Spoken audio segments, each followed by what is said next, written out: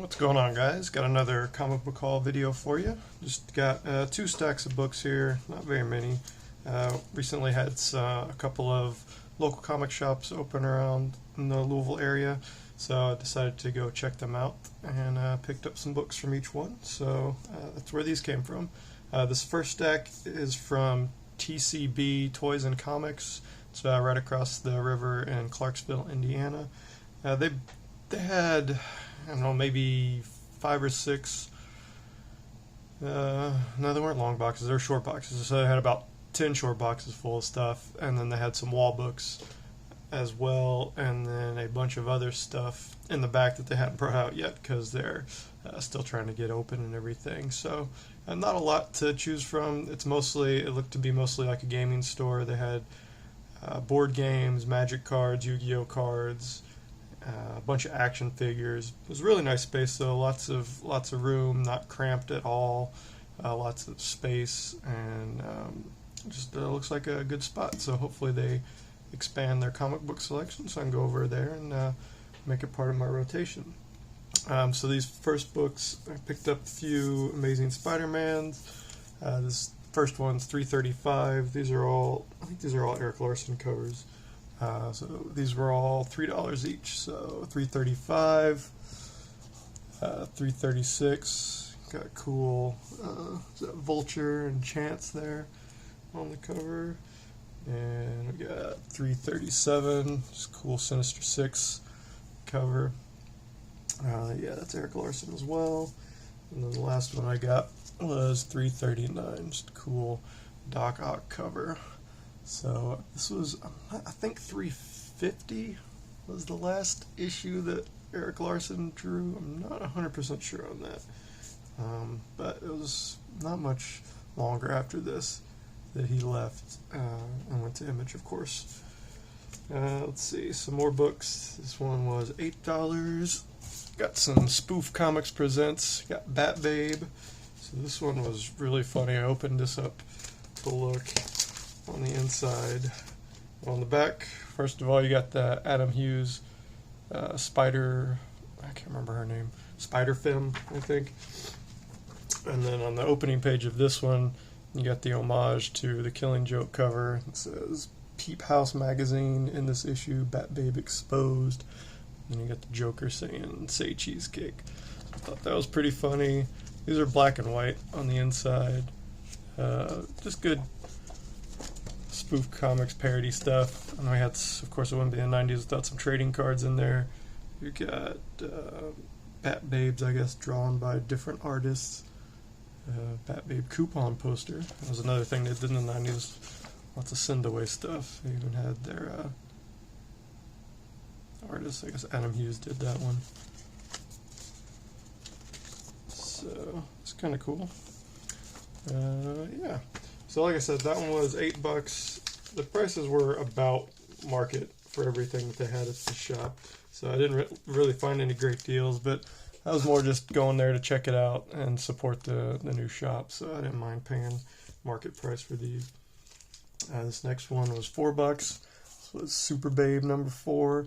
It's Adam Hughes cover on that one. And then this last one, this was $12. This is the swimsuit issue. Another Adam Hughes cover. That's a cool, I flipped through the inside of this one as well. There's pretty cool stuff in there. They don't just have the swimsuit pictures in there. They have, of course they have that too, but they have little parody stuff as well, you would think, since it is the Spoof Comics. It's pretty funny.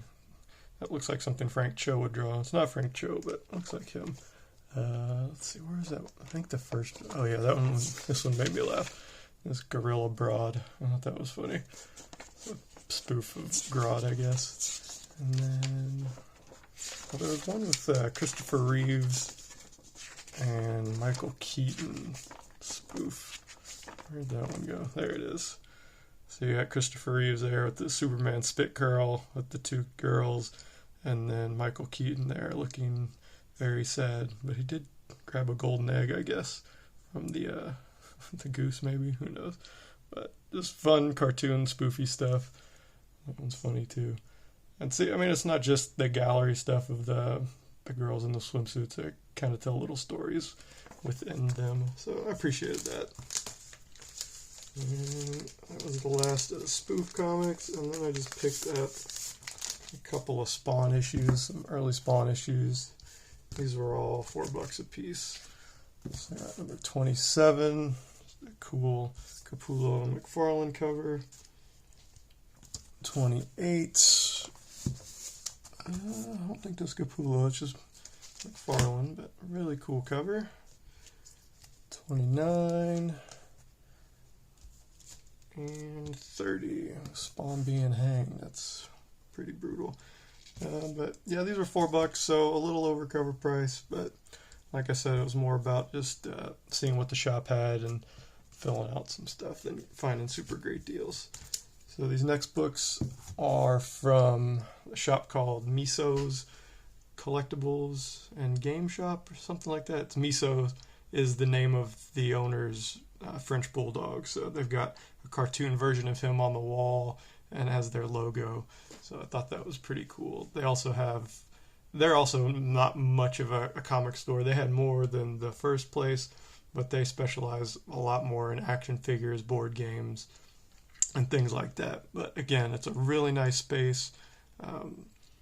Definitely go back again when they get some more stock. There was a bunch of books, a bunch of long boxes under what he had out for sale that he had to go through. I started digging in those, and he had to come and say, "Oh no, those aren't priced yet, so you can't have any of those," because there's a box of G.I. Joe stuff, and I was pulling out all the issues that I wanted, because all of his back issues are priced at $3 a piece unless otherwise noted. So I was pulling out lots of good stuff from that early G.I. Joe run that I would have been happy to get for $3 a piece, but he put the kibosh on that pretty quick. But that's fine. Once he gets them priced, I'll go back and check them out. So let's see. The first one here is Punisher. This is from the 2009 run. I just got this as a cool variant, homage to the Punisher #1, the first ongoing series. So I like that. This kind of speaks to the the excesses of the late 80s and early 90s with Punisher with a bazooka from I guess he's probably hanging from either a helicopter or just the top of the building, because he's going to do some damage with that bazooka. He's going to blow a hole in the side of the building with it, and he probably doesn't want to do that. He probably just wants to kill that guy right there, which he could accomplish with, a much smaller gun. But in the 80s, late 80s, early 90s, that's not how we did things. We shot people in the face with a bazooka from 5 feet away, so had to get that. Next, another Punisher variant from the same run. This is a homage to Daredevil 183, I think, where Punisher is shooting Daredevil. On this one, he is shooting Green Goblin instead. I'm not sure what's going on in the story in this. It looks like it was written by Rick Remender, so I like him a lot. So I'm sure the story's pretty good, but I just like the cover. And again, those are both $3 each. So just, I think that was less than, right at cover price. So pretty cool. Got a couple of Harley Quinn books. This one's 22, just a cool Looney Tunes variant cover. The Looney Tunes variant cover I want the most is that Marvin the Martian one, where he's doing the homage to, Green Lantern 49, where he's got all the rings on his fingers. But I've not been able to find that one yet, unfortunately. But I thought this one was kind of cool too. I do like the monster from the Looney Tunes cartoons. I don't know if he had a name or not, if he was just Monster, but he was always fun. Next, got another Harley Quinn. This is 23. It's just a Bruce Timm cover. I had the sketch variant of this I showed a few videos back. I had the blue line art on the cover. So I found this one, just the regular. I don't know if this is the cover A or what, but it's just a cool Bruce Timm cover. So for $3, why not? Then speaking of Bruce Timm, got this Conan 18. He does not do the cover of that, but there are 2 stories inside of here, and he does the second story. I'll open it up and show it to you guys. So this is the first page. You can kind of tell, see the Bruce Timm style there. It's only like a 3 or 4 page story, so that's unfortunate, but it looks pretty fun. Definitely got the Bruce Timm style there. It's nice to see him doing Conan and something other than, you know, what he typically does. You don't see him doing Conan a lot, so that was fun. Just a nice little one-off that he did in Conan. So I've been looking for that for a few months. So I was happy to find that for $3. Next, got some of the Death of Superman Doomsday books. This is, can't believe it, it is this year's the 30th anniversary of the Death of Superman. So I remember that was right in my wheelhouse when I was collecting as a kid. I remember that happening and what a big deal it was. And, you know, lines around the corner of my local comic shop of people that normally didn't buy comics wanting to get in and buy it because they thought it would, you know, pay for their kids' college fund.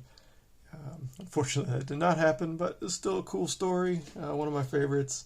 I think it still holds up too. The artwork was great, especially in that last issue. Just splash page after splash page after splash page of Doomsday fighting Superman. So it was really cool. I think this is the last one of the original like Doomsday storyline that I needed to finish that run since when I got back into collecting. So this is Adventures of Superman 497. It's got him headbutting Doomsday on there. And then I got number 74. I've already got a copy of this, but I picked this one up because it's a newsstand. So I thought that was cool. And then I got Man of Steel 19, also a newsstand. So really happy to find those. Then got a couple of Ninja Turtle books here too. Got Ninja Turtles Universe number 7. This is the retailer incentive cover. It's a cool Metalhead and Donatello cover, and that one was $5. So they have the store actually does have a lot of variants that I hadn't seen before, so I was happy to find this for $5, which is basically cover price. And this is a IDW RI retailer incentive, so those are mostly 1 in 10s. So anytime I can find that for, you know, less than ratio and I like the cover, I will pick it up. Then I got another really cool Ninja Turtles Universe. This is number 8. This is a subscription cover. It's got a strong Tron vibe to it. Again, I'm not sure what's going on in the story. That's probably Metalhead. I know in the regular IDW run, Donatello like transferred his consciousness into Metalhead at one point, so that might be what's going on here. I'm not sure. But I just really liked the Tron art style on this with Donatello. It's really cool. And then that one, I think that was $5 too, yeah, which was cover price. So, not bad. Back to this one was $3. This Batman Ninja Turtles number 5. This is I think this is just the cover A. Yeah, the Freddie Williams cover. Number 5 of 6. So there's 3 volumes of this Ninja Turtles Batman. I'm trying to get them all in as many covers as I can for as cheaply as possible, of course. So this one was $3, which was less than cover price, so I was happy to grab that. Another cool newsstand, Wildcats 14. This is the Eric Larson doing the Wildcats cover. This was part of the Image X month that the Image did, I think about a year or two into their history. All the creators drew, you know, each other's books. So Tom McFarlane drew Cyberforce, Mark Silvestri drew Spawn, Eric Larson drew Wildcats, Jim Lee drew Savage Dragon, Valentino did Youngblood, and Liefeld did Shadowhawk. So I think this is the last one I needed to get all those books. So, but this is the first newsstand of that. So anytime I can find those early Image newsstands, especially when they're fun books like this, I will pick it up. Grab this one, WWE Forever, for $5, which is cover price. Just cool.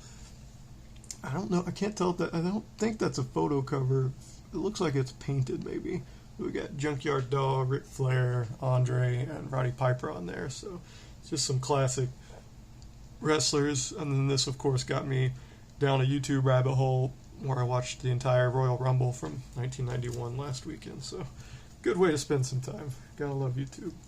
We're gonna finish it up here. These were all $3 books, yeah.